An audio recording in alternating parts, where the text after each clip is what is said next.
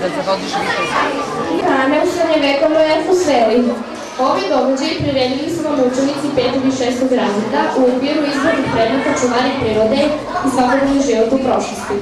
Čuvari prirode i svakodnevni život u prošlosti zajedno, da li ti predmeti imaju nešto zajedničko? Pa naravno, svakodnevni život u prošlosti u 6.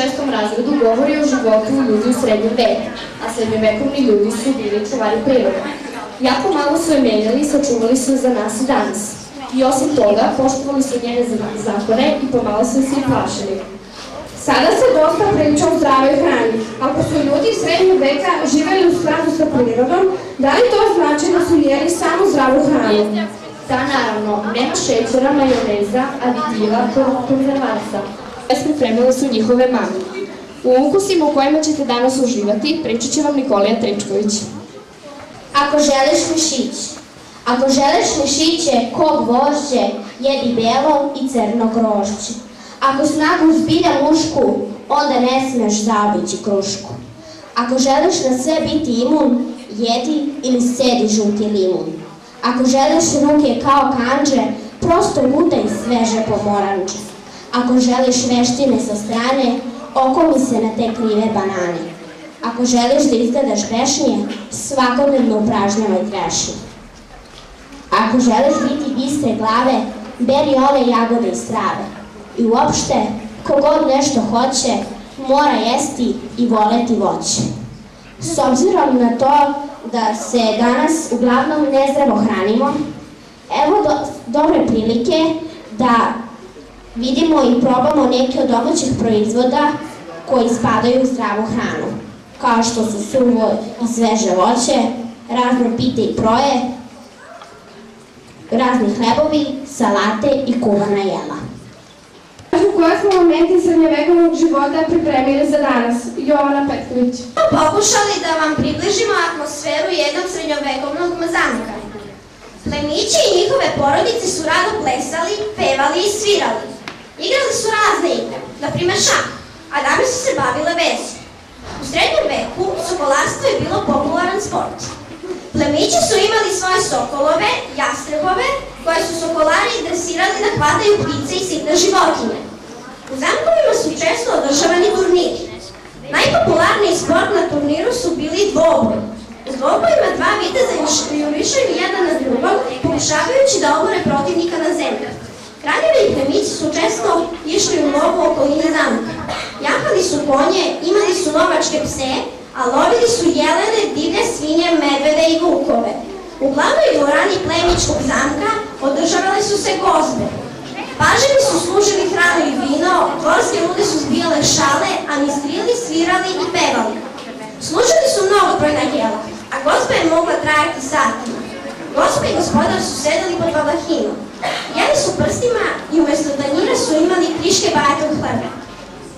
Kraljevi i plemići su živjeli sa porodicom u zamku, sa slugama i vojnicima. U mirna vremena gospodar zamka je upravljao svojim imanjem, sprovodio zakon i organizovao turnire. Pošto ćete se danas družiti sa vitezovima i princezama, pogledajte ceremoniju kako neko postaje vitez. Uživajte! Postojao je dug put, prvo sa 7 godina morao je da postane paš. Čitao je ženama pored kamina i pomagao u kuhinji. Sa 14 godina postajao je vitez, a sa 14 godina je postajao štitonoš, a sa 21.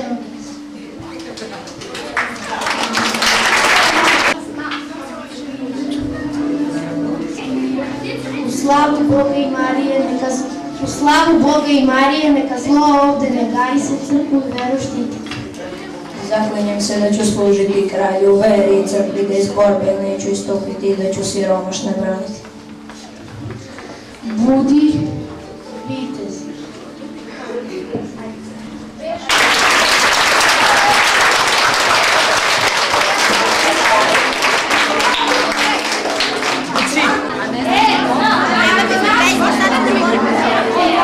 A sada uživate u srednjevekovnoj seriji hrana.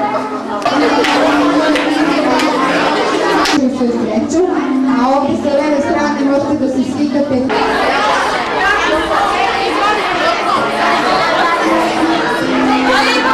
Ivana će da slikamo.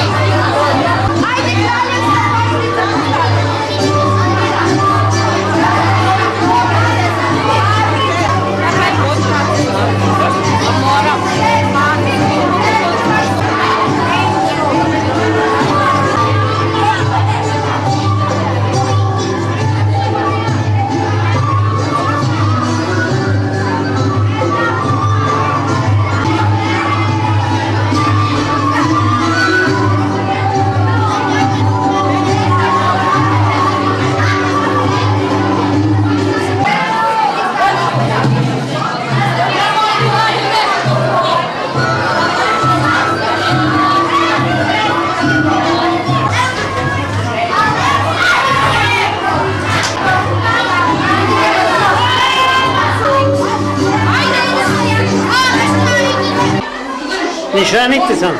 Gledajte u metu, ne u kameru. Vodim Đakova na Olivera. Vodim Đakova na Olivera. Znaš kada će me pavati? Ja ću pavati. Ali nikad nisi igrao. Znate ekipo, ja te tako, ni žalim niže. Uopšte nije pravo. Drži strelu nebu. Pa ne možeš tako. Samo da ne metu. Neće. Anđela, zamezila se.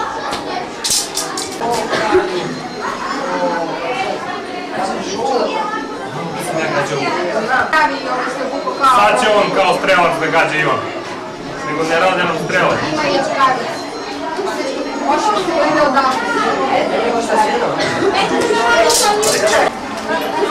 Kraljevi bijeli.